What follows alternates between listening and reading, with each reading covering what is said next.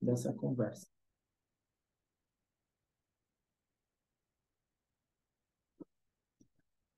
Então, eu vou passar para o Henrique Frota. O Henrique é diretor executivo do Instituto Polis e também da diretoria executiva da Bong. Henrique, com você, vai lá, querido. Obrigado, Jonathan, por essa apresentação, né, por essa introdução aí do nosso bate-papo. Quero saudar todo mundo que está aqui nos escutando, que está, Mônica e Keila, especialmente, que aceitaram, né, estar nessa conversa provocativa. Só queria reforçar, o que o Jonathan disse, essa é a primeira, iniciativa de uma série que nós estamos constituindo dentro da Escola Nacional de Formação da ABONG, chamada Espiral de Saberes, e a intenção é termos rodas de bate-papo sobre temas que sejam importantes, né, para as organizações da sociedade civil. A escola de formação, ela está se constituindo a partir de três eixos temáticos. Um é esse que nós estamos trabalhando aqui, que é um eixo de olhar para o desenvolvimento das organizações, a gestão, as nossas dores da porta para dentro, né, digamos assim. Quem somos, quantas somos, pelo que estamos passando, quais são os desafios institucionais. Então, esse é um eixo temático importante da Escola de Formação da BONG, que vai também trazer aí contribuições para as nossas sessões da Espiral de Saberes. E a escola também vai trabalhar com temas que são as nossas dores da porta para fora, né? E que são temas muito caros para a BONG e para o nosso campo, como, por exemplo, a questão da democracia e da participação social, né? O que estamos fazendo, o que estamos propondo nesse campo, junto às políticas públicas, junto aos entes governamentais, e também a nossa atuação enquanto defesa de direitos humanos naqueles temas, né, com os quais a BONG historicamente tem atuado. Então, queria saudar todo mundo, né, dizer que é um momento de alegria, né, porque esse é o primeiro Espiral de Saberes e a nossa intenção, né, Ana, é que ele aconteça todo mês, né, com uma roda de bate-papo aqui entre nós. Esse formato, de certa forma, ele é um herdeiro daquilo que na pandemia, e aí eu queria aqui, também homenagear o Mauri, né, aquilo que na pandemia a gente fez, mais de 35 lives das terças jurídicas, né, com temáticas que eram importantes para as organizações e estão todas lá no canal do YouTube da Bong. Foi uma experiência super bacana e que já no final das terças jurídicas a gente vinha refletindo com Mauri, a Leotéria, a Helena, que era importante falar de temas também de gestão, né, das organizações, conhecer o nosso campo. Então, fica aberta também a oportunidade, né? Nós estamos inaugurando eu, Keila e Mônica, mas fica aberta a oportunidade para que outras associadas, né, outras pessoas também possam colaborar com essas questões. Bom, gente, eu fiquei, né, para ser esse pontapé inicial provocativo, né, e depois passar a bola para Mônica e Keila, ou Keila e Mônica, não sei a ordem que vão preferir.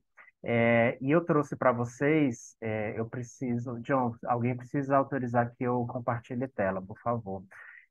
Eu trouxe para vocês dados muito breves, né? Não vou trazer os estudos completos. A ideia é que a gente converse aqui um pouquinho sobre a pesquisa de perfil associadas à BONG, como já foi falado, e a partir desse perfil, né, das nossas entidades, imaginar o que são os desafios e as possibilidades para os próximos 4 anos. 4 anos no Brasil de hoje é bastante coisa. A gente não sabe nem o que vai acontecer próximo semestre ou próximo ano, né? Então, esse exercício imaginativo de 4 anos para frente exige um esforço, mas é um esforço necessário porque nós precisamos também construir os cenários, né, do que são os nossos horizontes e como que a gente se posiciona nisso. E a ideia hoje é partir um pouco do entendimento do nosso campo para discutir. Eu trouxe aqui, além do perfil Abong, que é o centro, né, do nosso debate, queria convidar vocês para acessarem o site da Abong, o perfil, esse último, que foi lançado ano passado, e o anterior, né, de 2018, estão disponíveis para download no site da Abong, mas eu também vou usar essa pesquisa que foi lançada recentemente da FIP, com o Citaui, e foi promovida, né, pelo Movimento por uma Cultura de Doação, que se chama A Importância do Terceiro Setor para o PIB do Brasil. Eu vou começar com as duas questões principais dessa pesquisa e depois eu entro em algumas coisas do nosso perfil. Não quero trabalhar exaustivamente os dados. As duas pesquisas são grandes, convido a conhecerem, mas eu queria trazer alguns tópicos, né, que eu pensei daqui para que a gente discuta o tema, que é qual é o nosso papel para esses próximos 4 anos. Bom, a primeira coisa é que entender o nosso campo é necessariamente entender que nós somos muitas e somos muito diversas. Nós não somos um bloco homogêneo na sociedade civil organizada brasileira. Segundo o mapa das organizações da sociedade civil, né, mantido pelo IPEA, nós temos mais de 815 mil CNPJs ativos de organizações no Brasil, hoje em atividade. E aqui eu trago para vocês do próprio mapa, né, como que essas organizações estão distribuídas no território brasileiro. A maioria no Sudeste, logo na sequência no Nordeste do Brasil. Os estados, quanto mais vermelho escuro, maior a concentração de entidades, e quanto mais amarelinho claro, menor a concentração de entidades, tá? Então, região Sudeste, depois a região Nordeste, na sequência a região Sul, Centro-Oeste e, por último, a região Norte. Lembrando que o IPEA usa esse georreferenciamento com base nos dados de registro do CNPJ. E muitas organizações que estão registradas numa cidade, elas têm outras sedes, né? Tem escritórios em mais de uma cidade.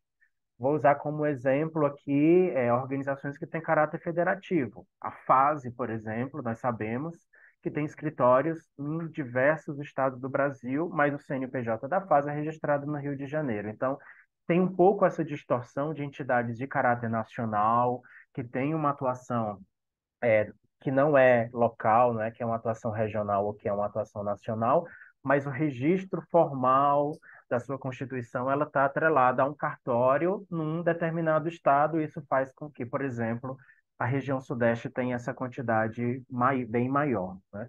Então, não significa necessariamente que estejam atuando apenas localmente, né, nesses seus territórios, mas tem outras abrangências de atuação. Mas dado não tenhamos dúvida de que há, né, a maior quantidade de organizações no Sudeste e, na sequência, na região Nordeste do Brasil. Então, somos muitas, né? 815 mil organizações é muita gente, né? É muita entidade. E quando a gente fala, né, nesse número gigantesco, nessa distribuição num território brasileiro que também é gigantesco, a gente também precisa entender que, do ponto de vista qualitativo, nós também somos diversos. Não é só do ponto de vista numérico, né?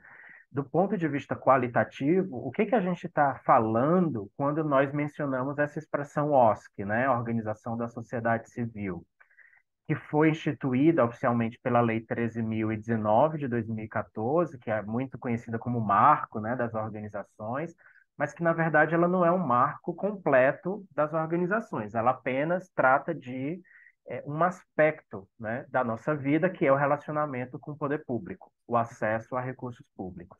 Ela não dá conta de toda a riqueza da vida das organizações, e sim de um pedaço, né, da relação especificamente com o poder público. Mas ela é uma lei super importante. E ela vai definir organizações da sociedade civil a partir de três categorias. Uma, que são as entidades privadas sem fins lucrativos, e aqui entram as associações e as fundações privadas, né? A maioria das organizações da sociedade civil são entidades com essa natureza jurídica de associação, né? Somos associações privadas sem fins lucrativos, mas também temos muitas fundações, né, sem fins lucrativos. Na sequência, no item B, a lei vai falar que também é considerada OSC as sociedades cooperativas, né, regulamentadas por lei, especialmente aquelas compostas por grupos vulnerabilizados, como cooperativas de catadores, cooperativas da economia solidária, né, também se enquadram, né, nesse gênero maior que são as OSCs. E, por fim, as organizações religiosas, que sejam dedicadas a outras atividades que não aquelas de fim meramente ou exclusivamente religioso. Então, a paróquia, né, para usar a nomenclatura aqui católica, ou o templo, né, evangélico, ou o terreiro, né, de candomblé, se exercerem funções exclusivamente religiosas, eles não se enquadram nessa identificação como OSC. Mas existem muitas entidades confessionais que assumem, né, um caráter religioso e que têm uma atuação de interesse público, de cunho social, que não seja apenas professar uma fé ou celebrar os ritos religiosos. Então, nós trabalhamos com esses três grandes grupos e dentro dos grupos ainda há diversidade, como eu falei, né? Entidades privadas, que é o ITRINHA, você tem fundação, associação, dentro dele já tem também uma diversidade. Então, somos diversas do ponto de vista numérico, quantitativo, mas também somos diversas do ponto de vista qualitativo. Qual é o nosso propósito, por que a instituição foi criada. E é muito interessante depois, né? Eu acho que a gente vai fazer esse debate numa outra espiral de saberes, compreender esses movimentos também nas duas últimas décadas no Brasil, né?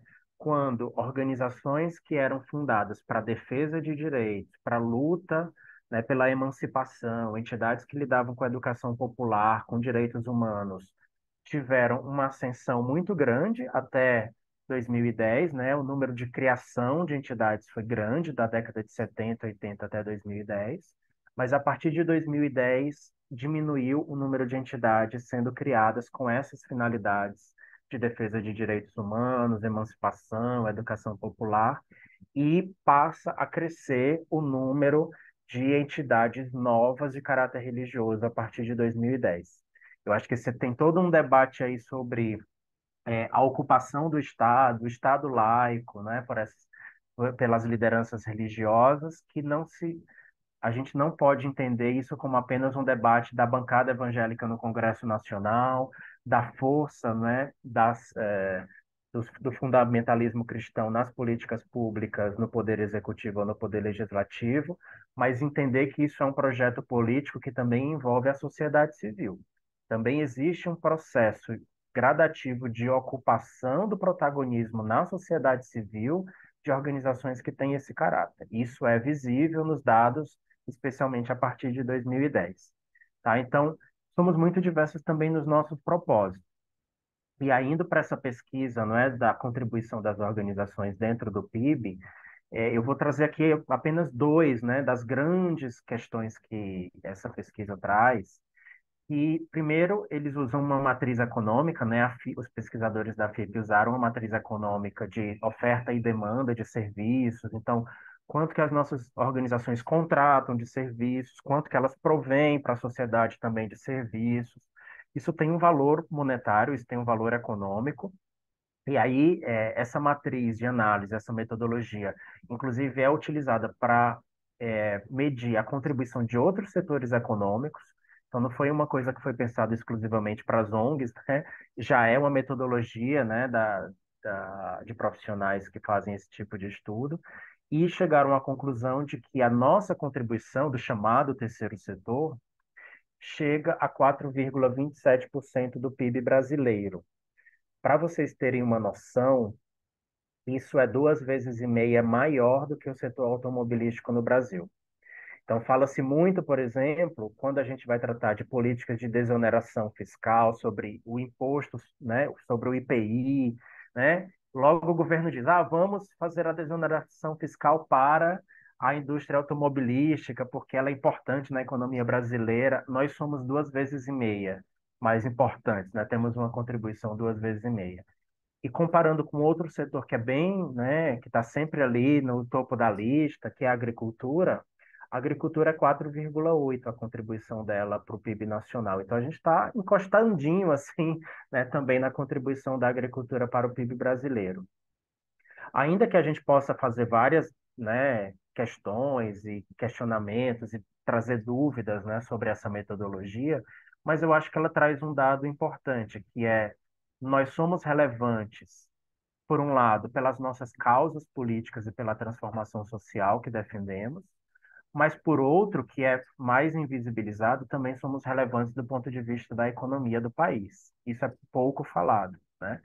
E aqui, se a gente distribuir pelos setores, as organizações que trabalham no âmbito da saúde, depois educação e depois cultura e atividades artísticas são as três categorias que mais mobilizam recursos econômicos, né? Isso tem a ver, obviamente, com toda uma reforma também neoliberal do Estado brasileiro nos anos 90, como quando, por exemplo, abriu a gestão da saúde, da educação e da cultura para as OSs, né? Nós sabemos que terceiro setor abarca, inclusive, as OSs, as OCPs, então a saúde movimenta muitos recursos, né?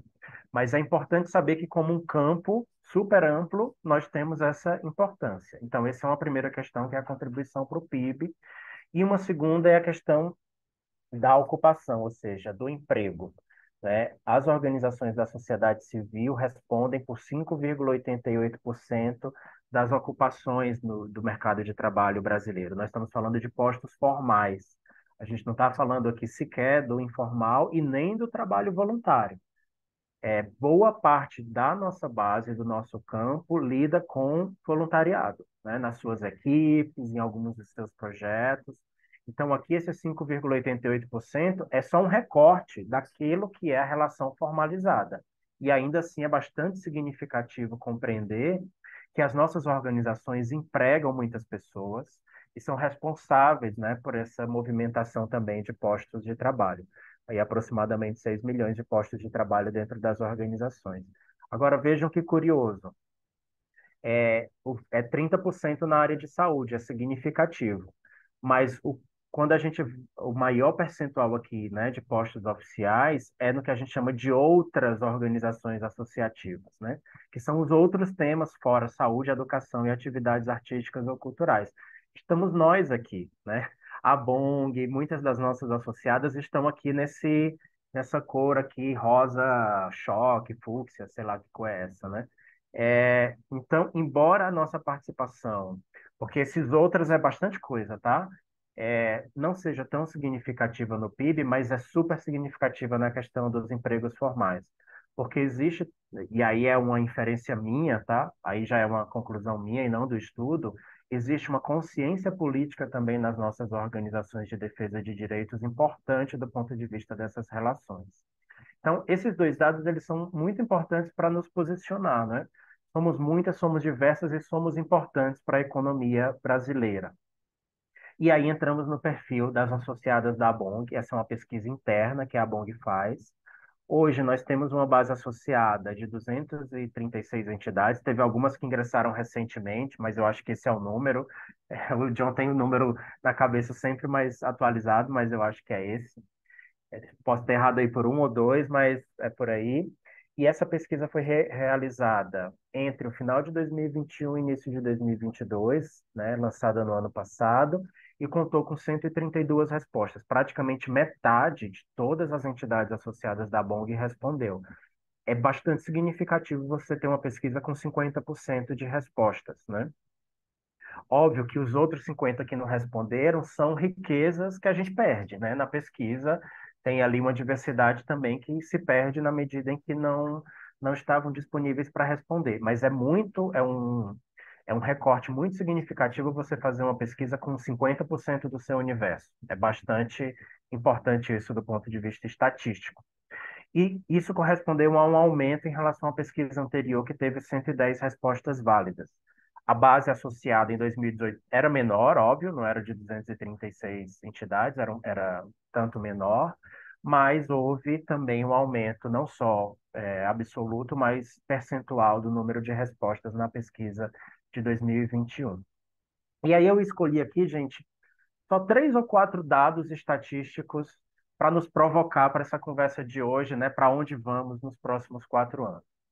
O primeiro deles é que, ao contrário do que a gente viu no mapa das OSCs, que a maioria das organizações tem seu CNPJ no Sudeste e o Nordeste vinha em segundo lugar, na pesquisa da BONG isso está invertido, essa ordem está invertida, né? A maioria das 132 que responderam estão atuando no Nordeste, sediadas no Nordeste. Depois é que vem o Sudeste. O Norte vem em terceiro lugar, que era, se vocês lembram, era o quinto lugar no mapa das OSCs, né? Ele vem em terceiro lugar, depois o Sul, depois o Centro-Oeste. Óbvio que isso aqui não é um censo, tá? Porque, como eu disse, só metade respondeu. Mas é muito interessante ver como tem uma prevalência aqui dos dados internos da BONG de organizações que estão no Sudeste e como o Norte também sobe de posição, né? Ele saiu da última posição e ele vem para a terceira posição. Isso é um dado importante porque mostra também como quais são os campos e as territorialidades com as quais a Abong está conectada, né? Isso é muito interessante para a gente fazer uma conversa. Outro dado que eu puxei é sobre as questões de temas com as quais as entidades trabalham e quais são os chamados públicos beneficiários ou públicos-alvo, ou seja, para quem a gente dirige a nossa transformação social, né? Então, quando a gente perguntou nessa pesquisa para as entidades citarem pelo menos três temas que identificam aquilo que elas fazem, né? Elas tiveram a oportunidade de marcar três opções. Então, disparadamente, direitos humanos foi a primeira, né? Com mais da metade das que responderam dizendo trabalhamos com direitos humanos. Aí depois vem educação, meio ambiente, questões agrárias, saúde, e aí vai diminuindo para os temas específicos, né? Mas eu diria que direitos humanos, defesa de direitos, é aquilo que identifica o nosso chamado campo ABONG. Então, dentro daquele universo enorme das 815 mil, nós temos uma certa identidade, né, entre nós, que é a questão da luta por direitos humanos e a defesa por direitos. E óbvio que aí tem, né, uma outra diversidade também de temas, né, terceira idade, pessoas com deficiência, pessoas LGBTQIA+, justiça restaurativa, empoderamento digital, enfim, tem mil temas aí trabalhados com base, né, na que as nossas organizações fazem. E aí, do lado direito aqui, não é quem são os sujeitos, né, para quem a gente dirige essa transformação? Quase metade disse mulheres, né? Nós trabalhamos com mulheres, depois jovens, crianças e adolescentes, lideranças comunitárias, educadores e educadoras, e aí vai, né, também fazendo esse escalonamento. Então, tem uma compreensão também da onde vem a potência da mudança, porque as nossas organizações, elas fazem trabalhos e projetos apostando que existe uma potência de mudança com aqueles sujeitos com os quais a gente trabalha. E tem uma aposta muito grande em mulheres e juventudes, né, nessa potência da mudança. Porque já são lideranças, né, nos seus territórios, porque já estão na linha de frente do enfrentamento, enfim. Então, esses dados são importantes para a gente pensar os próximos 4 anos, porque nós não estamos falando do terceiro setor super amplo.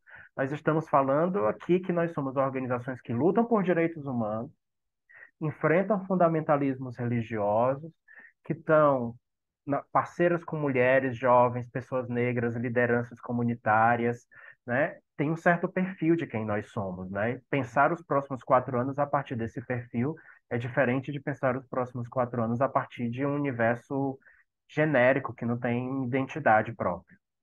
E por fim, também um tema provocativo, né, que eu achei interessante trazer, é da onde vêm os nossos recursos, né, dessas 132 que responderam. Então, aqui do lado esquerdo, vocês veem da onde elas acessam o financiamento. E aí, o maior número das nossas associadas conseguem ter um acesso pela cooperação internacional, então, das agências internacionais europeias, norte-americanas, fundações privadas internacionais, enfim, né? A gente consegue ter projetos apoiados por esse campo, pelo bilateral, né, e pelo multilateral, então agências da ONU também, União Europeia entra aí, e com valores relativamente significativos, né, valores importantes. Depois vem um número grande de entidades que dependem ou que têm no seu portfólio, né, de receitas doações com indivíduos, então que tem de alguma maneira, né, recebido doações de pessoas, mas vejam que o número grande, que 44, são valores bem pequenos, né? Essas doações são de valores bem pequenos. Então eu diria que embora numericamente muitas entidades trabalhem recebendo doações de indivíduos, mas são doações de pequeno valor, diferente da cooperação internacional, que em geral são recursos de maior monta, né, de maior valor. Depois, empresas, fundações e instituições nacionais, também é importante, né, o número de entidades que acessam esses recursos, venda de produtos e serviços, e, por último, os recursos públicos federais, estaduais e municipais. A gente fez essa mesma pergunta ao contrário, né? A primeira pergunta aqui é: da onde vem o seu dinheiro? A segunda pergunta do lado direito é: da onde você não consegue de jeito nenhum ter acesso a recursos. Então, a maior parte das nossas entidades responderam que aí ficou entre 71% e 78% que não conseguem ter acesso a recursos públicos, nem federais, nem estaduais, nem municipais.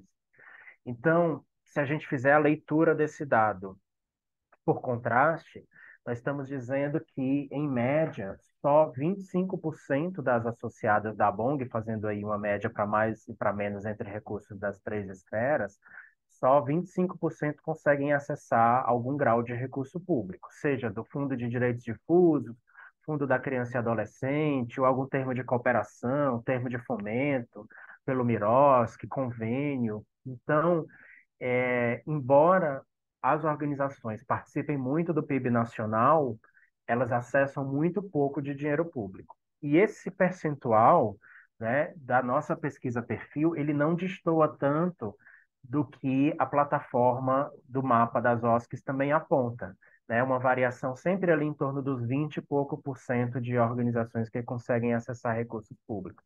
A maioria no campo da saúde, né? É importante também fazer esse registro. Então, se nós temos, né, uma luta pela sustentabilidade, nós precisamos entender que temos a solidariedade, a cooperação da cooperação internacional, tem muita doação individual, mas de pequeno valor. Nos viramos, às vezes prestando serviço, vendendo camiseta, fazendo mutirão, lidando com trabalho voluntário, mas tem uma fronteira bem inacessível em relação à burocracia dos recursos públicos, que também pode gerar criminalização para as nossas entidades, né? Então é importante pensar também a oportunidade desse governo federal, como que a gente vai avançar numa desburocratização e num processo de facilitação do acesso a recursos públicos, sem que isso gere depois um passivo que a organização fica 10, 15, 20 anos com problema jurídico ou tendo que devolver um dinheiro de uma prestação de contas por causa de uma nota fiscal de R$ 50, que acontece, a gente sabe que acontece, ou com dívida no INSS de um projeto com recurso público, né? Então, não é acessar simplesmente o recurso público, mas é ter as condições seguras e democráticas também de acesso a esse recurso. Bom, gente, a pesquisa de perfil tem muitos dados, mas eu quis pensar esses porque eu acho que imaginar os próximos 4 anos a partir da defesa de direitos humanos, a partir da aliança com mulheres, juventudes, pessoas negras, indígenas, LGBTs, é um ponto importante, porque isso nos situa no contexto, né? Nós não somos qualquer campo. E pensar também que somos organizações que, embora tenhamos uma participação importante na economia nacional e nos empregos, somos pouco vistas pelo poder público como parceiras de fato, né? Muitas vezes somos vistas como inimigas, né, desse poder público. Então, com isso, fecho essa provocação e fico por aqui para ouvir também Mônica e Keila. Valeu. Maravilha, Henrique, obrigado. Acho que se eu fosse destacar da sua fala, eu diria que somos muitas, somos diversas e somos importantes também para a economia, né? Trazendo dessa perspectiva da pesquisa que você apresenta, né? Pensando a importância da nossa atuação e também, a partir disso, né, em como a gente pode mobilizar essa importância na mesa de negociação, né, a partir daquilo que a gente representa na nossa atuação. E também, do ponto de vista da pesquisa perfil, acho que a dificuldade de acessar esses recursos públicos, né, eu também colocaria essa questão também para a gente pensar. Queria convidar todas as pessoas a acessarem a pesquisa perfil, acho que a Paty colocou ali no chat, então quem quiser acessar a pesquisa, ler na íntegra, tem aproximadamente 30 tópicos, né, dados, o Henrique apresentou alguns e tem outros lá que dá para a gente aprofundar em diversas outras temáticas. E aí, minha gente, dando prosseguimento na nossa prosa, eu queria chamar a Mônica Oliveira, a Mônica que fala pela Rede de Mulheres Negras de Pernambuco. Mônica, é com você. Ok, Jonathan. Obrigada. Boa tarde, gente. Eu sou daqui do Recife, né? Sou da Rede Mulheres Negras. Tenho um histórico aí de atuação profissional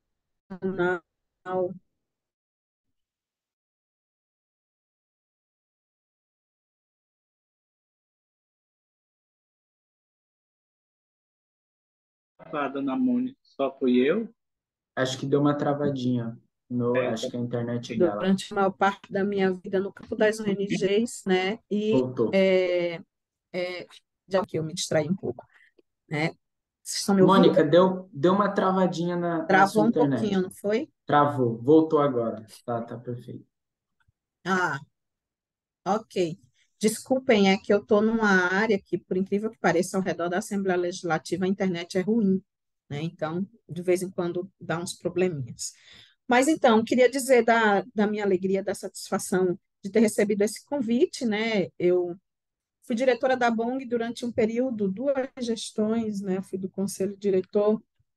E o perfil sempre foi uma ferramenta muito importante para nós, né? Importante tanto do ponto de vista interno, né? Nisso que Henrique já traz, né? Dessa análise entre nós, porque acho que, inclusive, fazer essa análise entre nós nos ajuda a reconhecer avanços, reconhecer questões também, questões a serem trabalhadas, e também eu acho que estimula a compartilhar, né? Eu acho que uma das coisas bem importantes para o nosso campo é o compartilhamento de saberes, compartilhamento de experiências, de estratégias, né? E acho que desse tempo que eu estive aí para cá, se avançou muito do ponto de vista da articulação e da atuação em rede, né? Acho que esse é um avanço significativo. E aí eu anotei algumas coisas aqui para trazer como destaques da leitura do perfil, né? Acho que tem algumas boas notícias, né? Acho que a primeira delas é que as ONGs continuam firmes aí, né? Eu sou velha guarda, então eu não digo OS6, ok? Eu digo ONGs, né? Então, é muito bom saber que estão firmes aí, que estão atuantes no país todo, né? Saber que a BONG está aí presente na quase totalidade dos estados, né? Se não me engano, 22 estados, né? E isso é bem positivo, né? Primeiro porque eu acho que a o papel das ONGs, o que elas representam e o que elas realizam é necessário para a sociedade, né? Especialmente para uma sociedade como a brasileira, uma sociedade tão desigual, uma sociedade tão profundamente atravessada por várias violências, né? E também um povo de muita resistência, de muita criatividade, de muita força, né? Então, acho que as ONGs cumprem um papel aí bem importante. Uma boa notícia também é essa coisa dos mais de 50% de dirigentes são mulheres, porque a questão é que mulheres sempre foram muito numerosas nesse nosso campo, dentro dessas organizações, mas estar na direção das organizações não era esse volume como está agora. Isso é uma notícia bastante importante, né, e muito positiva, né? Acho que tem sinais de fortalecimento das organizações e, na minha compreensão, o fortalecimento das organizações individualmente fortalece o campo, né? Esse campo de organizações de esquerda, de organizações libertárias, né? De organizações que operam para a transformação da sociedade. Eu não consegui, como que eu posso dizer, estava muito curiosa para perceber a, a composição disso. Nós somos ainda, em nossa maioria, organizações do campo de esquerda. Qual é? Porque a gente sempre teve organizações um pouco, com um perfil um pouco diferente, mas sempre em pequeno número, né? Com um caráter mais assistencial, né? Às vezes com esse perfil mais religioso, né? Especialmente cristão, né? E eu não consegui perceber muito bem isso, né? Mas do que eu li do perfil, compreendo que tem aí vários sinais de fortalecimento do campo. E isso é muito interessante, porque é fortalecimento desse campo frente às cruéis adversidades dos últimos anos, né?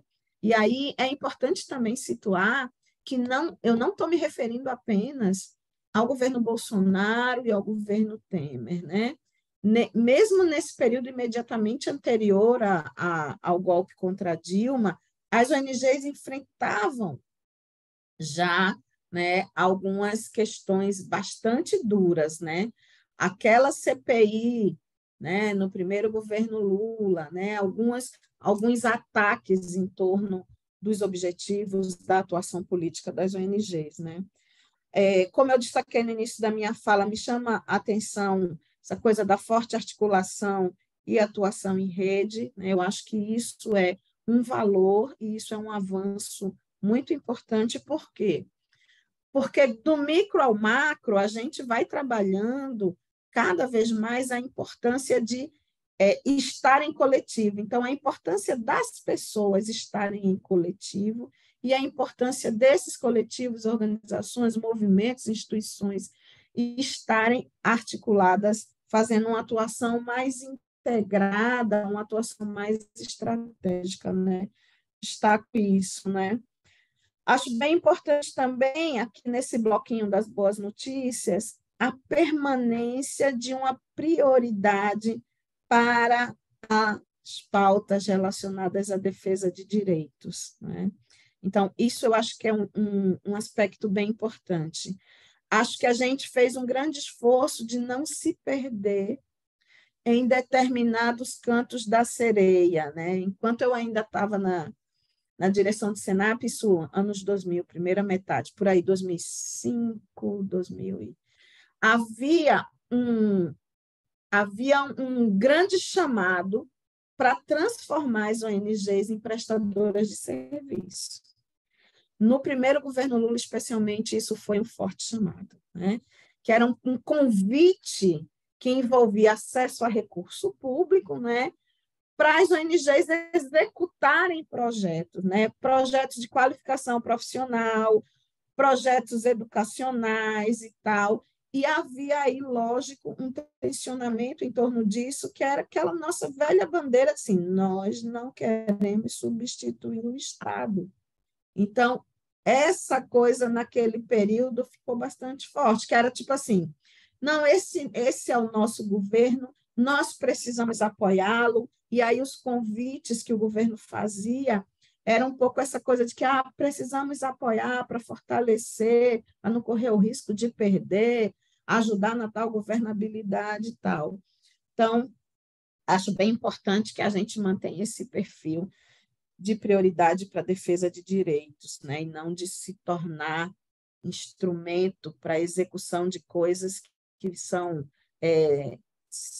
tarefas do Estado, né?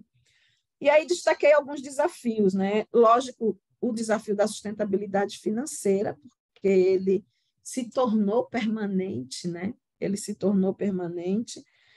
E aí acho que tem uma questão importante que é um tensionamento entre a dificuldade em garantir a sustentabilidade e aí sustentabilidade, o financeiro ele tem várias facetas, né? Então, por exemplo, uma que é sempre um questionamento forte para nós é como manter equipes mais longevas, né, mais perenes, porque o tipo de trabalho que a gente faz é um trabalho que exige amadurecimento, qualificação, coesão de equipe, né? Então, como é que a gente mantém equipes mais perenes, né? Reduz a rotatividade dentro das organizações frente aos problemas da sustentação financeira, né? Então, acho que essa permanece sendo uma questão, né? E aí, uma outra face também desse tensionamento com a sustentação financeira é o aumento da demanda, né? Quando eu li as expectativas, né? Tem uma expectativa aí de quase 50% das organizações dizendo que esperam um aumento de demanda pelo trabalho, pelo tipo de atuação que as ONGs fazem, né? Um aumento de demanda versus dificuldade de sustentação financeira é uma questão a ser pensada cuidadosamente, né? Me preocupa a Me preocupa o avanço insuficiente. Eu estou aqui escolhendo palavras bonitas, ok? Me preocupa só 25% de pessoas negras, né? Tá devagar, viu? Tá bem devagar, certo?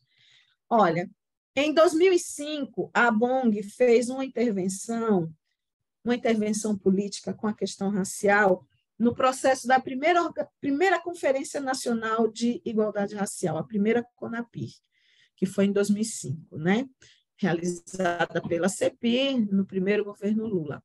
Eu estava nessa época no conselho diretor da ABONG, e a gente fez uma proposição de que a ABONG lançasse uma publicação nessa conferência, coletando contribuições das associadas negras e de organizações negras, mas também ativistas negros e negras que estavam atuando dentro de organizações mistas de pessoas brancas e pessoas negras, né?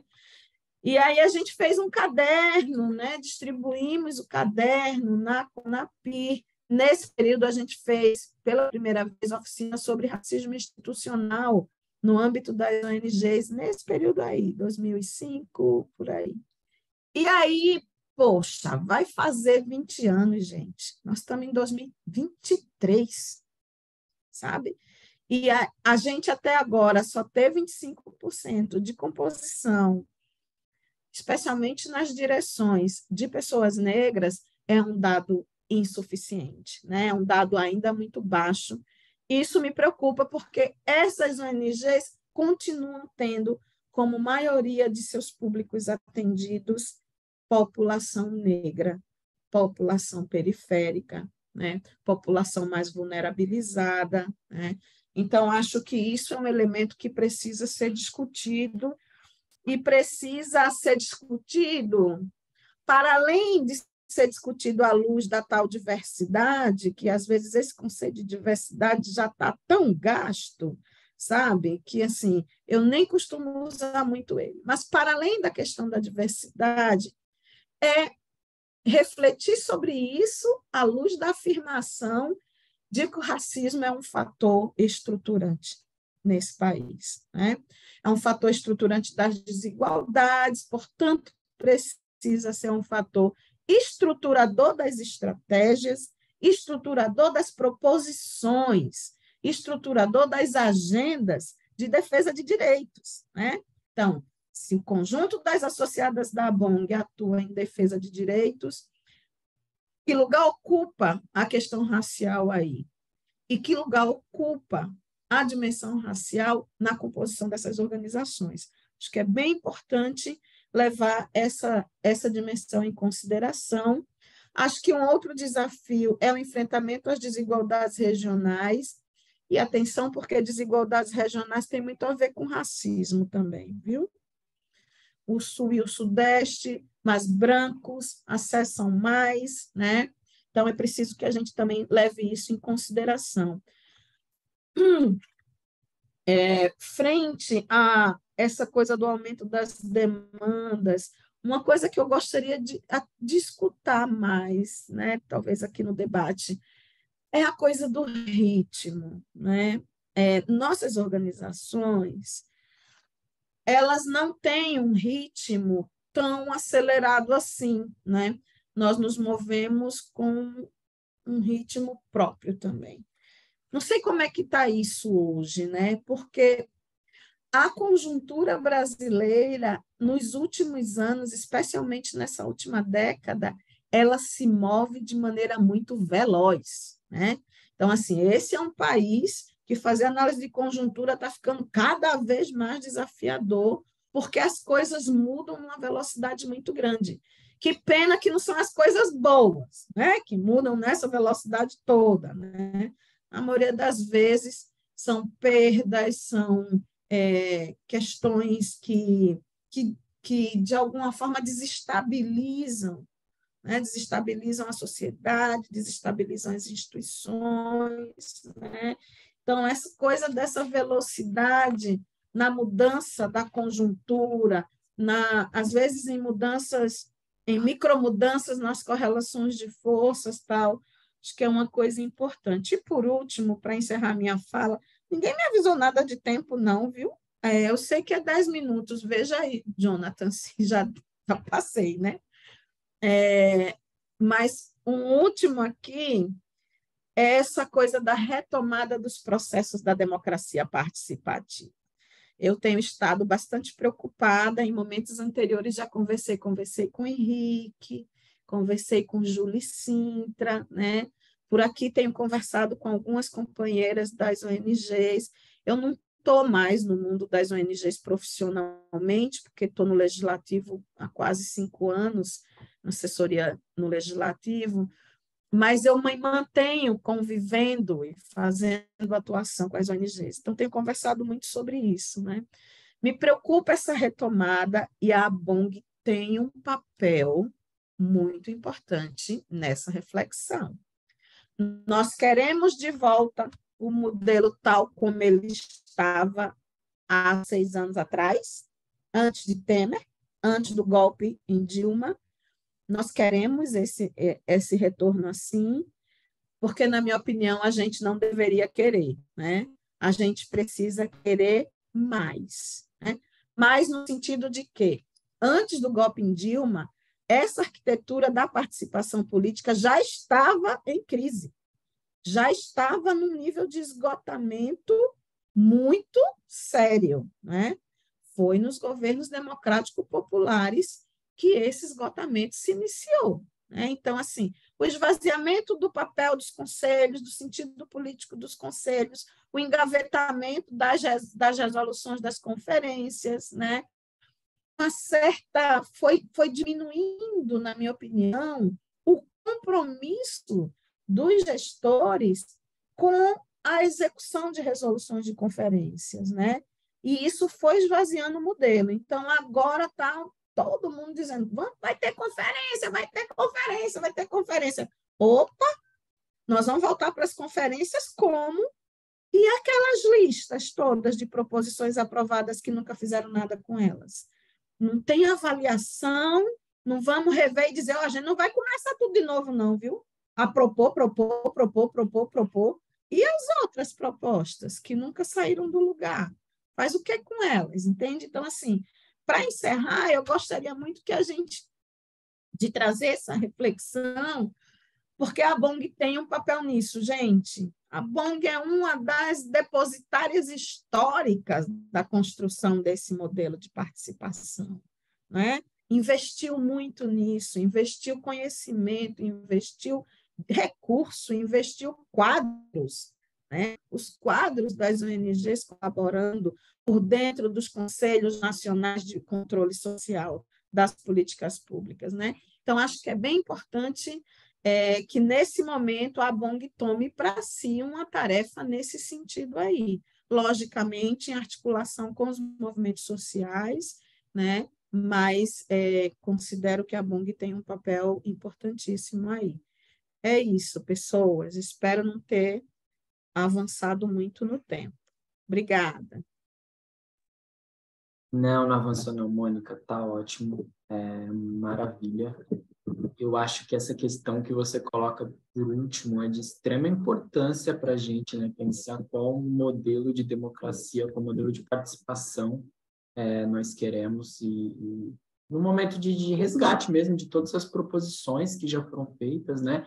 E a gente tem falado bastante nesse período de reconstrução, mas acho que colocar para debate mesmo, se é tudo que a gente quer reconstruir ou se tem coisas que a gente quer construir coisas novas, né? Achei bastante interessante também quando você fala das mulheres na direção das organizações, porque o Henrique, na fala dele, tinha falado do ponto das mulheres como o principal público beneficiário, né?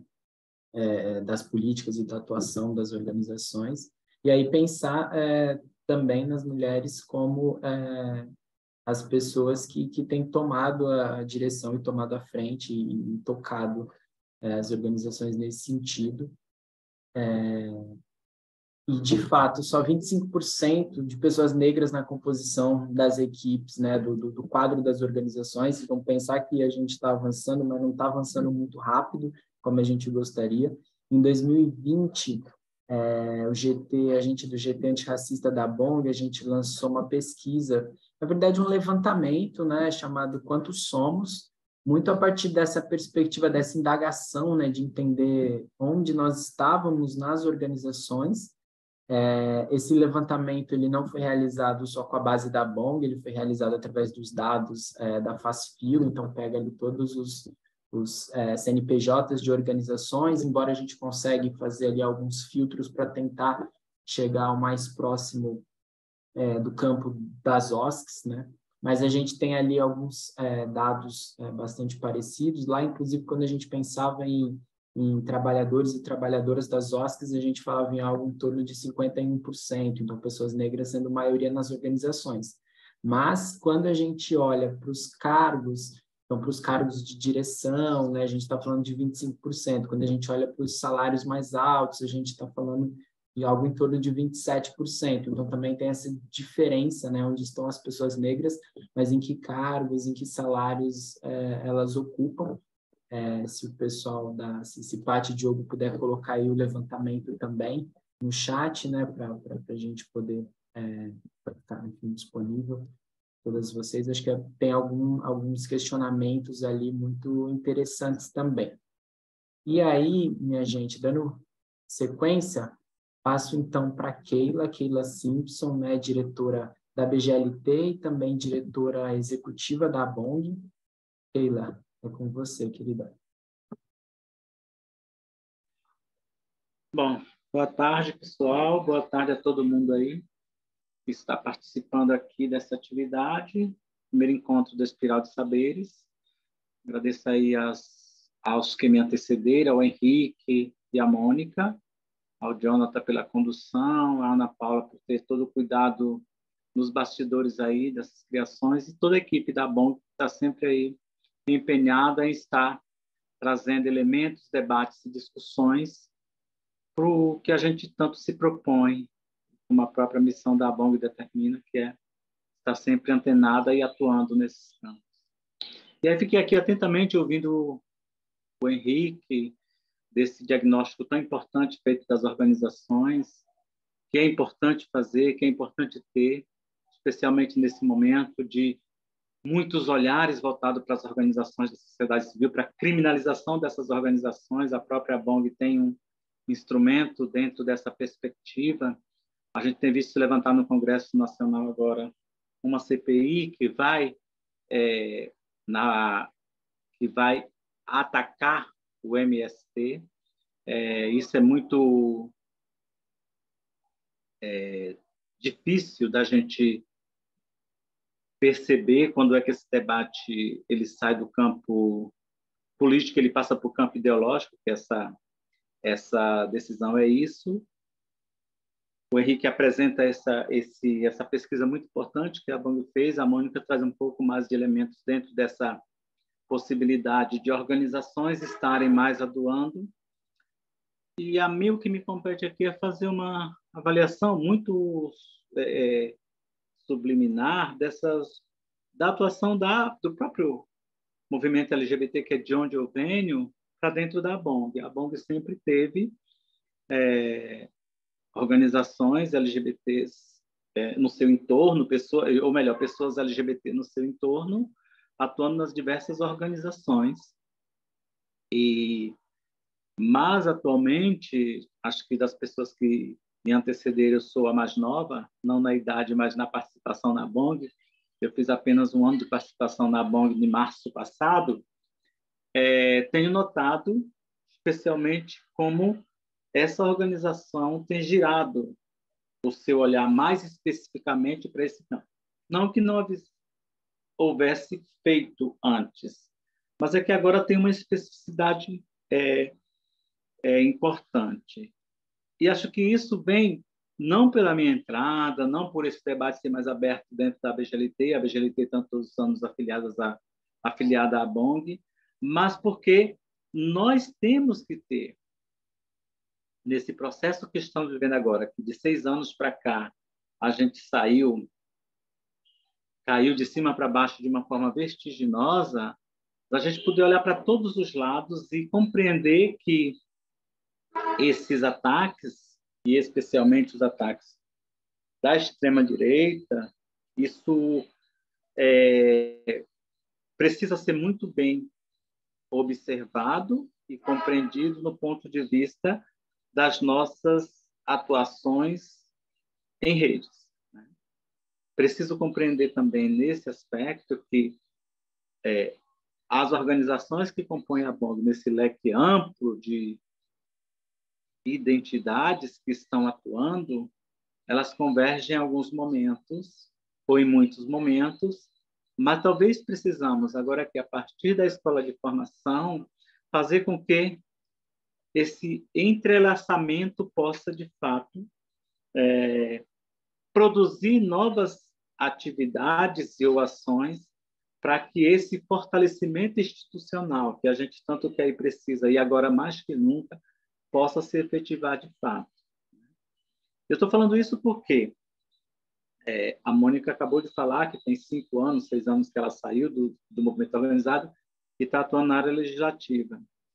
Mas quem aqui ficou, e ela também deve saber disso, porque passou muito tempo aqui, é preciso reinventar, talvez, estratégias e atuações para essa nova função que estão descobrindo para atacar as organizações da sociedade civil. É preciso que a gente possa, de fato, encontrar os caminhos necessários para fazer com que essas ações de reação seja em cadeia e em volume muito maior. Se nós percebermos, a própria população trans, que eu faço parte, ela continua sendo atacada todos os dias. Há umas 2 semanas atrás, 3 semanas, foi o Twitter, que acaba tirando aquela marcação de violência contra a população trans.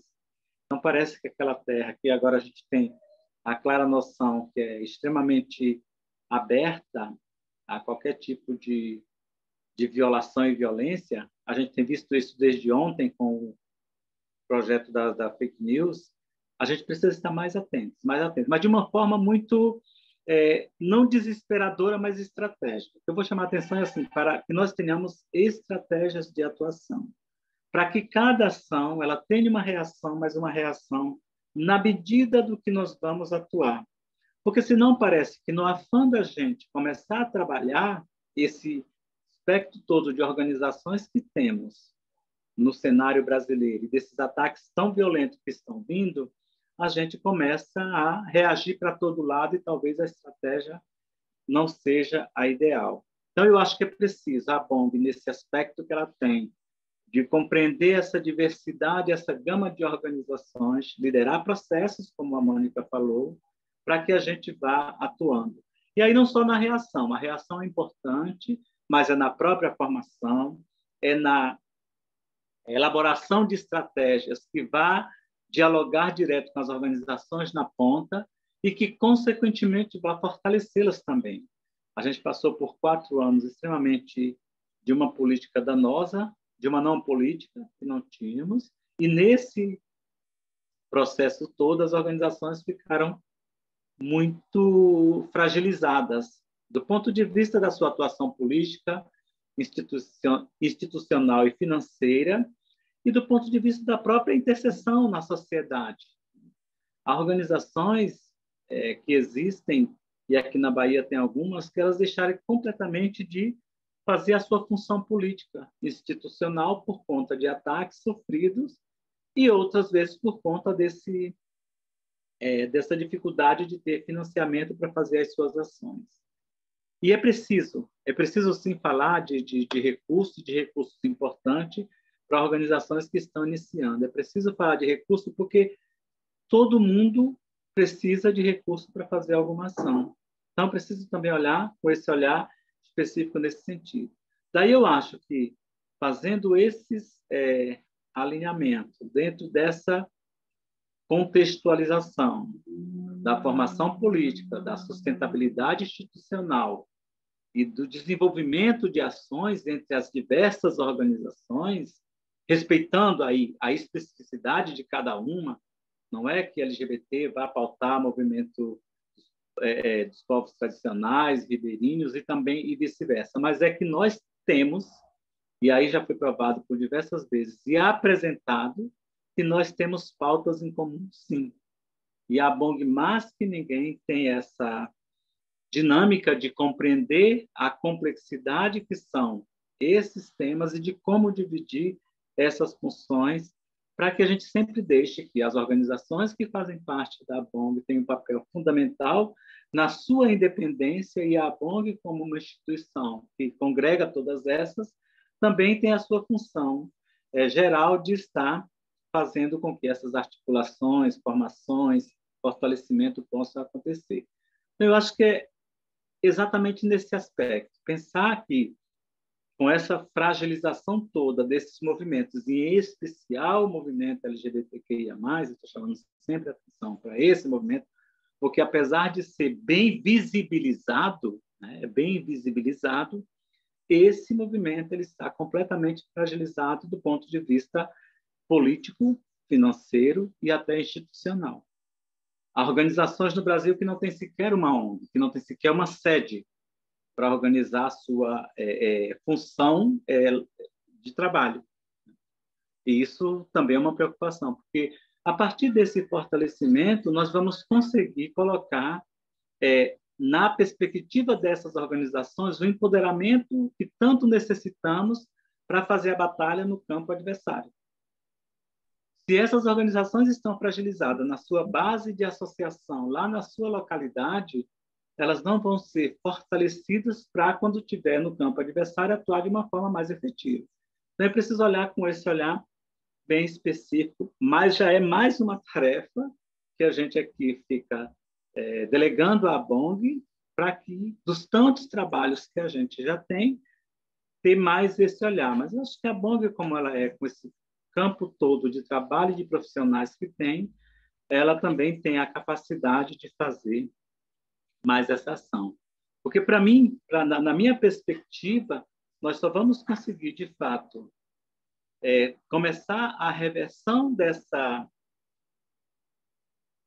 cilada que meteram a gente quando começarmos a fazer esse fortalecimento. Nós temos um prognóstico bem bom agora no cenário nacional, que é a constituição de todos esses mecanismos de controle social. Isso é muito importante, por um lado, mas eles só vão efetivamente funcionar se tivermos voz, vez e atuação importante que vá reverberar nas organizações. Senão você pode criar trocentos conselhos. Se não tiver um fortalecimento dessas organizações, as coisas não vão, de fato, acontecer na esfera federal. Elas precisam ser pensadas da base para o nível maior. Elas nunca podem ser pensadas de cima para baixo, mas de baixo para cima para fazer esse movimento. E eu acredito que, fazendo isso, nós vamos cumprindo algumas metas das nossas atuações. Vamos atuando no fortalecimento do movimento institucional e, consequentemente, vamos dando gás nas discussões de políticas públicas que são tão importantes para os nossos futuros, para que a gente não caia novamente na cilada que a gente caiu, da forma como foi tomada de nós o direito das nossas decisões por conta do que acabaram de eleger no Brasil há 4 anos atrás. Então, eu acho que esse processo, esse aprendizado todo que nós conseguimos obter dentro do processo nosso de formação, a gente precisa colocar em prática agora. Portanto, eu estou chamando novamente a atenção que a escola de formação e esse movimento de ação que a gente está fazendo agora, que chama Espiral de Saberes, ela tem que olhar um pouco especificamente nesses caminhos, né? Desses fortalecimentos, de manter esse debate em evidência, de estar sempre colocando esse tema na mesa para que a gente, quando daqui a 1 ano, 2 anos ou 3 anos, que vá fazer uma reavaliação dessas organizações da ABONG, a gente tenha um diagnóstico diferente do que temos hoje, né?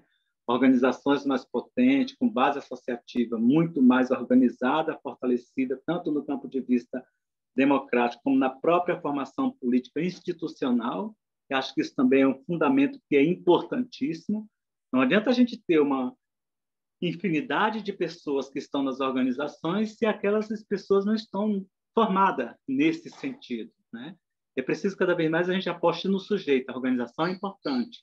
Estou aqui defendendo essa participação, mas que o sujeito formado politicamente e nos requisitos que nós entendemos da nossa formação política, isso vai dar um gás importantíssimo para qualquer organização que esteja se formando ou que esteja formada. Ter quadros qualificados dentro das organizações que estão formadas ou da que estão se formando é um caminho importante para a gente seguir avançando cada vez mais. E a gente não pode, em momento nenhum, desanimar ou deixar a peteca cair, de receber uma patada e devolver outra e ir caminhando, porque esse processo nosso nós sabemos que não seria fácil. Não era só vencer a eleição como vencemos, era o processo de continuar debatendo. A gente viu os movimentos que fizeram agora para derrubar o PL das fake news, esse movimento que se instigou imediatamente, muito rapidamente, e nós precisamos também aprender assim. Talvez nós não tenhamos as ferramentas que esses caras têm, mas a gente tem que desenvolver estratégia dentro dos nossos movimentos organizados para também fazer essas reações. A última patada que a gente toma foi o governador de Santa Catarina pegar uma pessoa trans que é concursada, que está há 12 anos trabalhando na corporação, naquele estado, para testar a sua capacidade técnica e funcional. Como é que pode uma pessoa com 15 anos de trabalho, por conta de um cara que é completamente ideologizado, passar por esse constrangimento? Então, a gente precisa estar muito atenta. O que eu estou pensando aqui com vocês, nesse momento, é de que nós precisamos, e acho que a minha fala na BONG tem sempre levado nesse sentido, que é de estar sempre atenta, vigilante, forte, desenvolvendo as nossas atuações muito mais ainda, com mais exatidão, com mais expertise, mas com muito mais garra, porque é isso que a gente precisa fazer. É isso que a gente precisa trabalhar, é nesse sentido que a gente precisa continuar atuando. Eu acho que era isso que eu tinha para falar com vocês. Nesse momento, esperar que no debate a gente possa conversar um pouco mais. Muito obrigado. Maravilha, Keila, obrigado. Acho que você traz diversas questões importantes para a gente pensar. Acho que essa questão que você retoma um pouco dos diversos conselhos, né, e que o não funcionamento deles, se as organizações não estiverem fortalecidas, não estiverem, enfim, atuantes, e aí pensar também a extrema importância da escola de formação, né, nesse sentido, como possibilidade de cumprir um dos eixos estratégicos da BONG, que é o fortalecimento institucional das organizações, né, o fortalecimento das organizações do nosso campo, e pensar também, além do fortalecimento das instituições, como a gente consegue fortalecer os sujeitos, as sujeitas que estão dentro dessas organizações, né? Acho que, a partir disso, um pouco, de todas essas questões que foram mobilizadas, que foram colocadas, acho que a ideia é a gente abrir a roda um pouco, ampliar esse diálogo, né? Ouvir as questões, as colocações, né? Quem tiver aí, não sei, dúvidas, mas também quiser se inscrever, fazer falas, trazer, de repente, algum elemento da sua perspectiva, da sua organização, enfim. Gostaria um pouco de fazer esse momento de abrir um pouco a roda para a gente poder dialogar a partir do que foi colocado, do que foi exposto.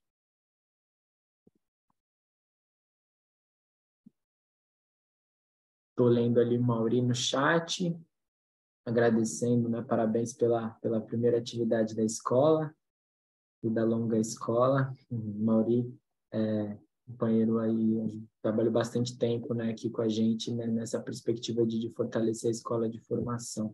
Eu não estava acompanhando o chat antes, não sei se já tem alguma questão ali pelo chat. Vou abrir para ler. Gente, Lúcia coloca que nada do que foi será novo do jeito que já foi um dia. Nossa, que bonito Houve um desmonte do mosaico participativo, já existia desânimo na efetividade de alguns modelos, agora é outro tempo, desafiante, outro tempo. Estou vendo ali as pesquisas que o pessoal colocou.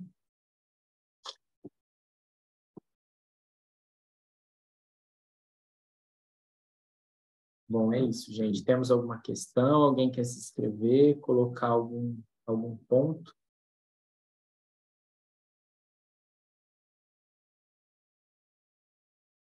Quem falou também, pode ficar à vontade para jogar mais questões aí em cima.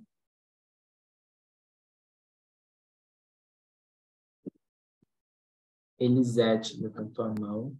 Fique à vontade. Vai lá. Então, pessoal, primeiramente quero agradecer a oportunidade desse momento tão rico de compartilhar sobre as organizações da sociedade civil. Eu tenho um carinho muito especial pelas organizações da sociedade civil, inclusive me dedico assim, um pouco do meu tempo para fortalecê-las, para ajudá-las na organização. Eu moro aqui no Norte, há já 32 anos que eu moro aqui em Palmas, então cheguei aqui bem no inicinho da cidade, sou da Bahia, viu, Keila? Como você. E aqui no Norte, no Norte a gente tem muita dificuldade de lidar no Norte aqui, no Tocantins em especial, né? Onde eu moro, onde eu vivo. Então, tem uma série de fatores, né? Inclusive, eu queria até saber se tem a BONG aqui no Tocantins, se tem alguma sede, alguma pessoa representando. Depois vocês podem que eu quero muito estar próximo até mesmo para a gente fortalecer as nossas organizações aqui. Então, eu sou presidente de uma associação, que é a Associação de Promoção de Cidadania, mas também faço parte de outras organizações, como a Associação Tocantinense de Conselheiros Tutelares, Associação Claves Brasil, Organização Arte de Amar. Então, são várias organizações que a gente tem a oportunidade de participar e de, inclusive, ajudar na organização dessas OSCs, né? Mas, assim, uma das dificuldades que nós temos é como conseguir recursos. Isso é o primeiro ponto, né? Como a gente conseguir recursos. As organizações não têm conhecimento, estou falando aqui da nossa realidade, do marco regulatório, entendeu? Recentemente, eu fui falar em um fórum do Coman aqui, e as pessoas ainda estavam preocupadas com a utilidade pública, coisa que já foi revogado com o marco. Então, assim, tem uma série de situações que impede, primeiro, esses 4 últimos anos que nós vivemos nesse caos, né? As organizações da sociedade civil foram muito criminalizadas, inclusive, não é? Da gente ouvir assim, horrores de pessoas sem nenhum conhecimento do papel das organizações, de inventar tanta fake news, e a gente tem que ficar rebatendo. Então, eu acho que a gente precisa uma forma de colocar para as pessoas a importância do terceiro setor, né? Que nós somos importantes e nós contribuímos, que não é só um bando de gente só pegando dinheiro que é isso que eles falam, né? Que ainda fala as ONG, né? Que as ONG é um monte de gente que não faz nada para ficar mamando nas tetas do governo. A gente percebeu aí que o que menos recebe é dinheiro público, não é?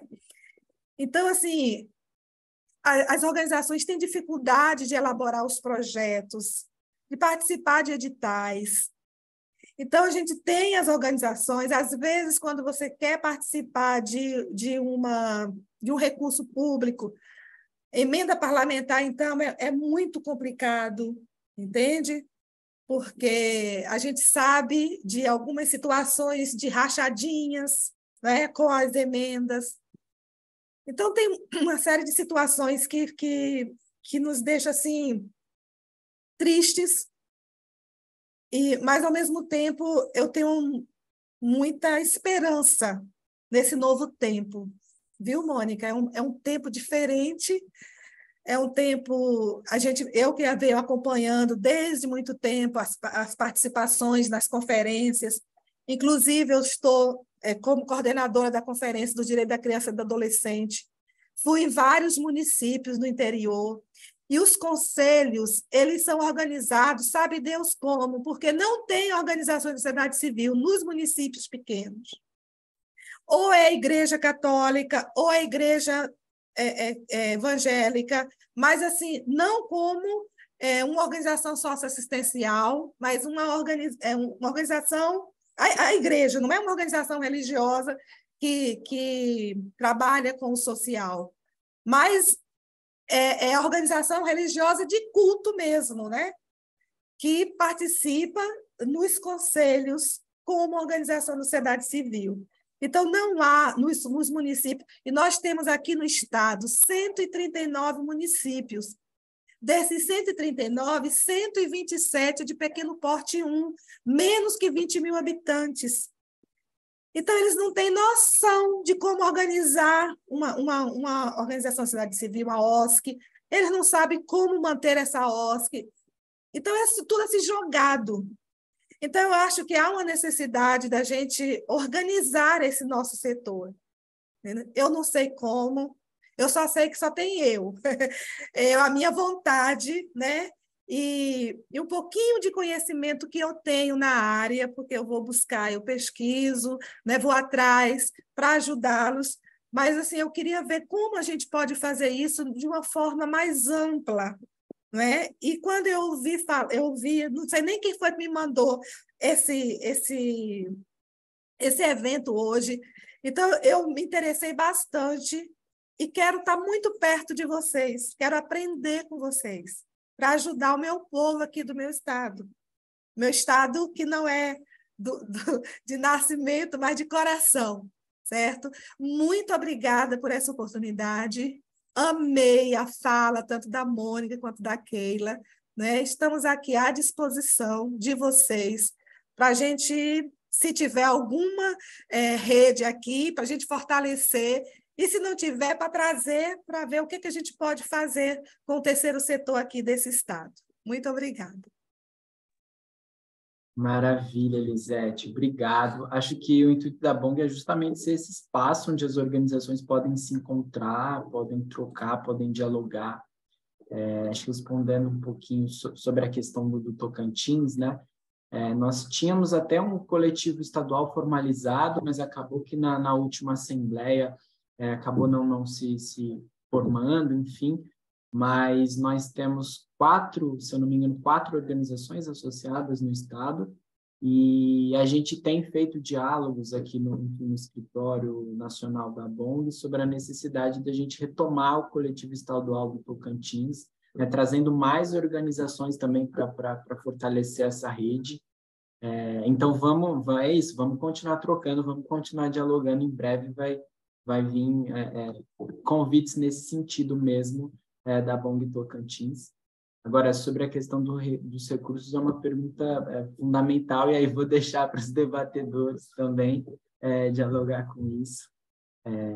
Se alguém quiser, então, colocar mais alguma questão, trazer algum ponto, fazer alguma colocação, fique à vontade. Eu queria. Oi, gente. Boa tarde. Obrigada pela participação de todas, todos vocês.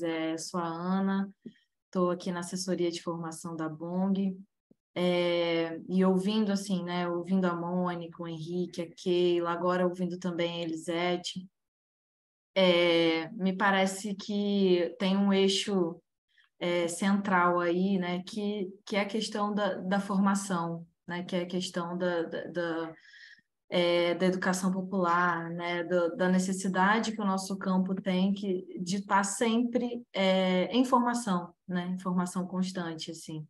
Então, conversando com outros colegas, né, outras colegas de outras organizações, a gente percebe que há uma dificuldade da gente dar continuidade a processos formativos de longo prazo, assim, onde a gente consiga fazer um acompanhamento, né, onde a gente consiga fazer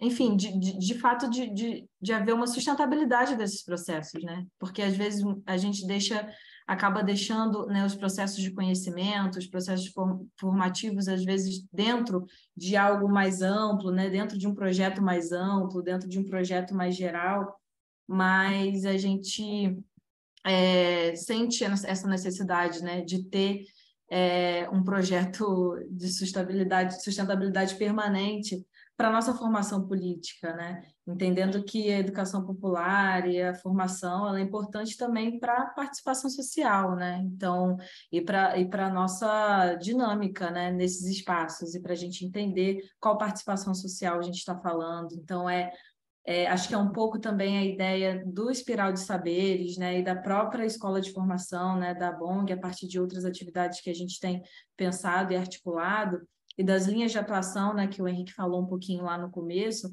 é tentar, de fato, ser esse canal de encontro, né, e de diálogo dessas experiências, dessas ideias, né, como se fosse para a gente não só, né, para a gente ter esperança juntos, sonhar juntos, mas de fato construir, né, alternativas, construir caminhos, né, e trazendo sempre a dimensão da nossa formação, né, da educação popular, né, enfim, para a nossa realidade. Então, quando a Elisete traz, né, que da importância de se falar, né, de entender o que é o Miroski, né, de entender, enfim, os mecanismos de participação social, né, como que a gente pode, né, se aprimorar mais para estar dentro desse debate.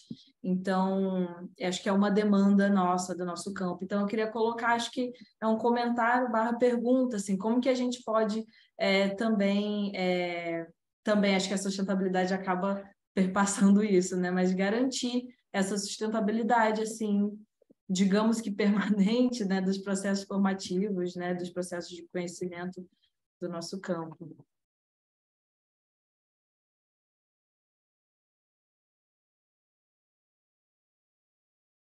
Maravilha, Ana.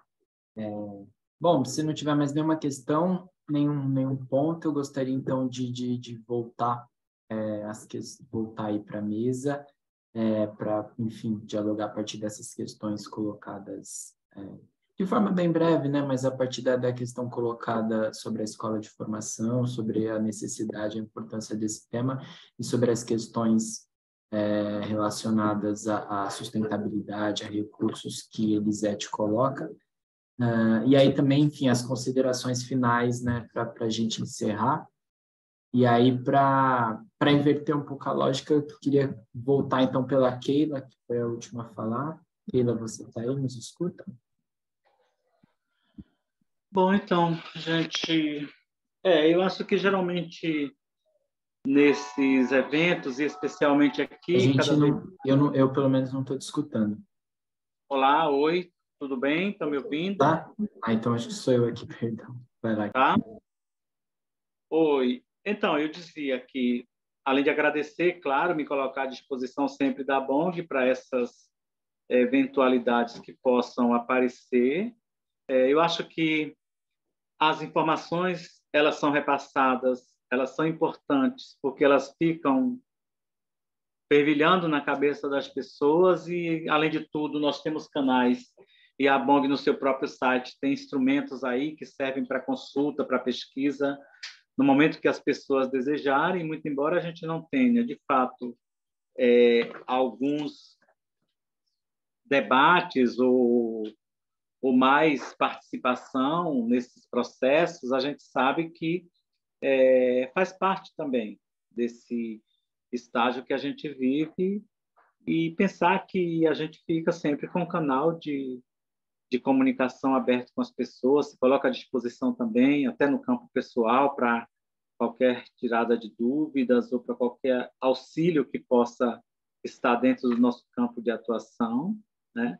Acredito que espaços como esse, como eu falei antes, precisam ser permanentes, porque a gente precisa estar cada vez mais fortalecendo. Acho que as pessoas que estão participando que não interagem diretamente, elas ficam indiretamente todas impactadas, afeta de alguma forma, senão não ficariam participando, ouvindo 1 hora, 2 horas o que a gente está falando. Eu acho que isso é um compromisso, um comprometimento delas, e que elas consigam cada vez mais estarem aí disponíveis a participar, disponíveis a aprender, disponíveis a ensinar, porque, muito embora você pode não interagir aqui, mas lá na sua atuação diária você vai fazer ensinamentos também e tornar aprendizado. E a gente vai continuar sempre aqui, tá?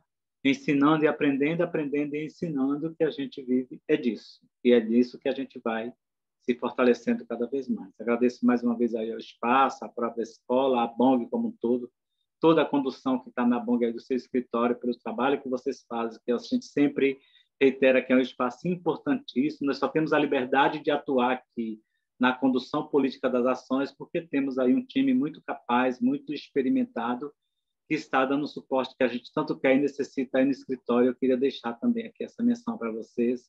Obrigado a vocês aí no escritório, a toda a equipe do escritório e a nossa diretoria executiva e, consequentemente, a todas as afiliadas à BONG, porque sem elas a gente não seria o que nós somos, tá? Muito obrigado e uma boa tarde. Obrigado, Keila. Obrigado. Te agradeço você. Mônica, querida. Então, gente, sobre essa questão do financiamento, né? Eu não sei como que estão as discussões estratégicas coletivas, né, sobre estratégias de financiamento. Acho que se há uma coisa que a gente aprendeu há um tempo já, é que as saídas individuais não são tão sustentáveis, né? E me lembro que a BONG vinha trabalhando, né, e fazendo umas tentativas de estratégias coletivas de diálogo com financiadores, né? Existe uma gama de diferentes tipos de financiadores, mas todos os tipos de financiamento têm algum grau de exigência, né? E acho que esse ainda é um desafio presente para grande parte das organizações, que é dar conta das exigências, dar conta da burocracia que é necessária, né? Eu, particularmente, não uso burocracia com um sentido negativo, não. Eu acho que tem uma necessidade. A gente lida com recurso público, então é preciso lisura, é preciso cuidado, é preciso rigor, né? Agora, uma coisa que eu acho que vale a pena investir acho que tentar flexibilizar no sentido do acesso, mas também da gestão e tal. Havia tentativas, eu não estou atualmente tão familiarizada assim, né? Mas acho que é bem importante isso. É importante investir cada vez mais na manutenção e na ampliação de fundos, de projetos para coletivos de menor porte, porque se a gente fortalece os coletivos menores, a gente fortalece o campo político, né? E aí, anos atrás, havia uma tendência real das grandonas ficarem com quase tudo, né? As grandes, as do Sudeste, tal, ficarem com quase tudo, as históricas, né? E eu acho que a gente tem caminhado para democratizar mais, né? Democratizar entre nós, né? Porque a estratégia coletiva democratiza o acesso, né? Então, acho que a gente tem avançado nas estratégias entre nós. Acho que é importante atualizar. Eu sei que tem o Miroski, né? Mas acho que é importante atualizar os pactos no acesso a recurso público. Nós estamos num novo governo democrático popular, ok? Significa o quê para acesso a recurso público? O que é que a gente tem condições hoje de botar na mesa para dialogar com esse novo governo? Isso é necessário, né?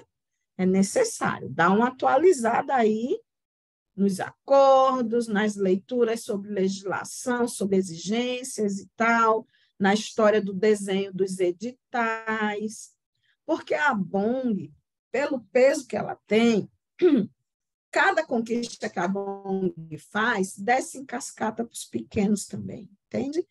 Então, acho que é bem importante isso, fortalecer fundos para coletivos menores, porque isso é uma estratégia de fortalecimento do campo político, certo?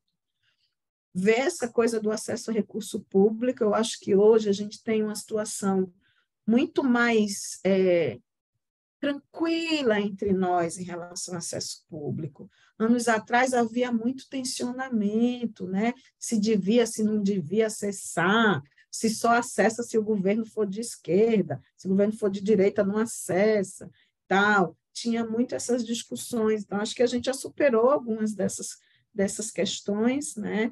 Mas precisa dar uma atualizada, porque 6 anos não são 6 dias, né? Nesse país veloz, 6 anos é um monte de coisa que aconteceu, né? Então, acho que precisa dar essa atualizada. E, assim, sobre o tema que eu trouxe antes, da questão racial, eu quero deixar muito nítido que não é que eu não reconheça que houve avanços do ponto de vista da BONG, do seu conselho diretor, especialmente, né? A BONG tem publicado sobre questão racial, a composição racial do conselho diretor da BONG mudou, né? O quadro da equipe mudou. Quando eu cheguei na BONG, a equipe da BONG era muito branca, a equipe desse escritório de São Paulo, né? Então, hoje você tem uma presença maior de pessoas negras na equipe, no conselho diretor. A minha preocupação é a penetração disso para o conjunto das associadas, sabe? E aí, mas não vai dar tempo também. Eu queria ouvir mais de vocês como é que está isso, mas não vai dar tempo. Eu mesma não tenho como ficar mais, né? Mas é essa preocupação, entende? Porque é preciso ter um cuidado para que simplesmente não reflita o que acontece em outros segmentos organizados da sociedade, que discute diversidade, publica, incorpora nos textos, não sei o quê, mas está lá a composição das direções, tem uma pessoa negra e diz que está garantindo a diversidade. Esse tipo 15 na direção, aí tem uma pessoa negra. A diversidade está garantida, né? Então, assim, isso é a minha preocupação. Mas agradeço demais o convite, né? Acho que é muito importante garantir os espaços de formação, né? Porque tem uma tendência ONG, ok? Quando o dinheiro vai acabando, corta a comunicação e corta a formação, certo? Então, esse é um tipo de coisa que a gente precisa ter cuidado, né? A gente não pode estar fazendo mais isso, né? Era bem isso. Primeiras coisas que cortava era a comunicação e formação. Então, assim, é preciso, porque é preciso mesmo ter pessoas qualificadas politicamente, qualificadas do ponto de vista da compreensão. Os processos formativos, eles alimentam o sentimento de pertença, sabe? Alimenta o pertencimento, e o pertencimento nesse sentido de compartilhar a visão, compartilhar o projeto político, compartilhar as estratégias, entende? Então, é para além da qualificação, ok? É para além da capacitação. Processos formativos trazem esses outros valores em si, né? Agregam essas outras dimensões. Então, acho que é bem estratégico garantir isso. Bota em todos os projetos. Briga pelo financiamento.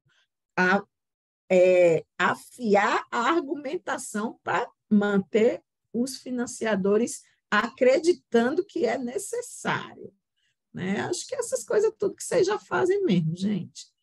Vocês já fazem, vocês já sabem, né? E é isso. Obrigada pelo convite, né? Estou à disposição na medida do possível nesse negócio maluco que é a vida da gente,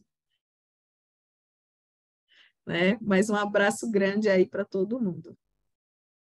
Mônica, querida, muito obrigado pela sua participação. Acho que, inclusive, talvez já fica aí para a escola de formação, para Espiral dos Saberes, para, de repente, pensar um próximo momento como esse, justamente para pegar a questão racial do ponto de vista de como que esse debate entra nas nossas organizações, pensando tanto para além do compromisso antirracista, né, da luta para fora, mas como isso perpassa também dentro das organizações, né, a própria questão da empregabilidade, enfim, acho que isso daria bastante questões também para a gente conversar num momento como esse.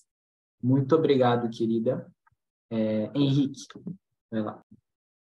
Bom, gente, eu falei mais no primeiro bloco, então vou ser bem breve, porque eu acho que Mônica, Keila, Elisete também, que contribuiu, trazem uma agenda para os próximos debates, né? Esse foi o primeiro, e de fato a gente abriu um leque, né? Porque a gente, o perfil, tem tanta coisa, né?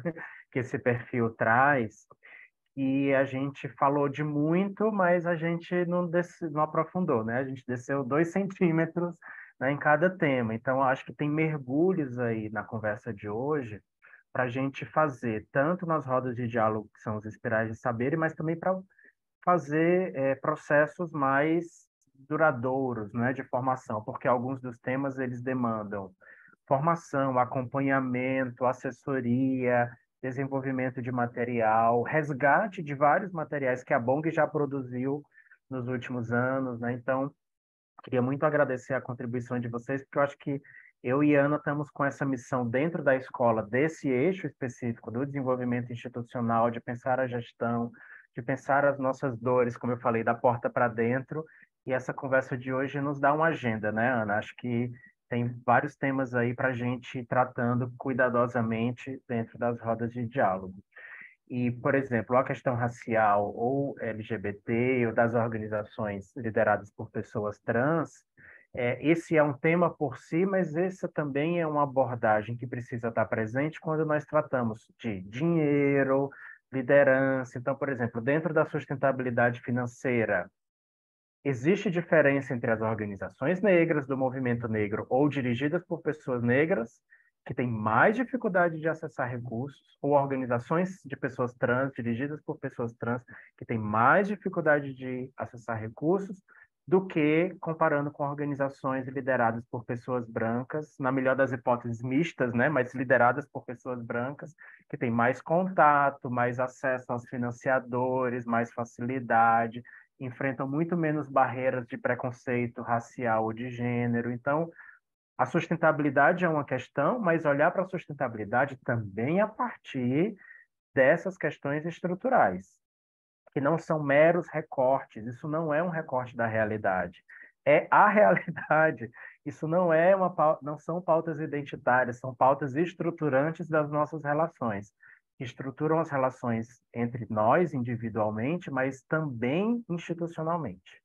O racismo também está operando no conjunto das relações institucionais, não só entre pessoas, mas também entre organizações. Então, eu quero muito agradecer, porque eu acho que a gente aqui já tem uma agenda de conversas para aprofundamento. Nós temos que descer mais do que 2 centímetros nesses temas que foram apontados aqui por vocês. Esse é o nosso desafio. Fico muito feliz, né, da gente estar inaugurando o Espiral de Saberes, porque inaugurar é sempre mais complicado, depois que sai para a rua a coisa anda, e eu espero que a gente tenha, no mínimo, uma vez ao mês, um debate como esse que a gente teve aqui. Fica o convite também para mais pessoas virem nos acompanhar, estarem nessa posição também de provocadoras. Obrigado, Jonathan. Você foi super essencial para a pesquisa Perfil, coordenou, né, editorialmente a pesquisa.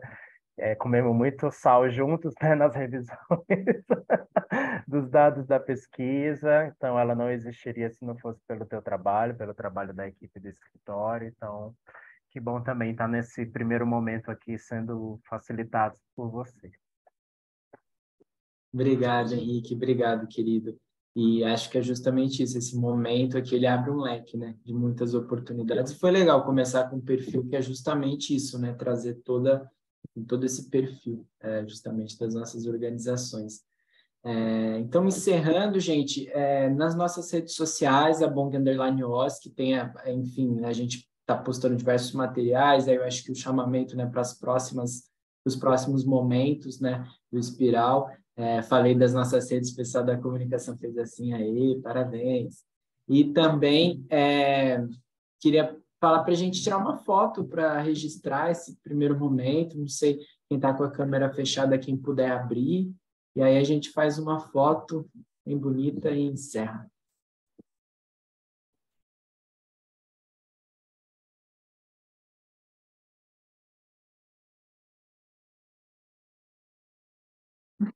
Aí, que legal. Paty, você printa pra gente? Foi. Foi? Bom, é isso, gente. Muito obrigado a participação. A gente segue dialogando e nos próximos momentos aí virão mais encontros como esse. Obrigado a todas, todos, todos. Uma boa noite. Tchau, Um gente. dia para vocês. Boa noite. Até a próxima. Obrigada, Tchau, gente. gente. Tchau, Tchau, tchau. tchau. Tchau, tchau.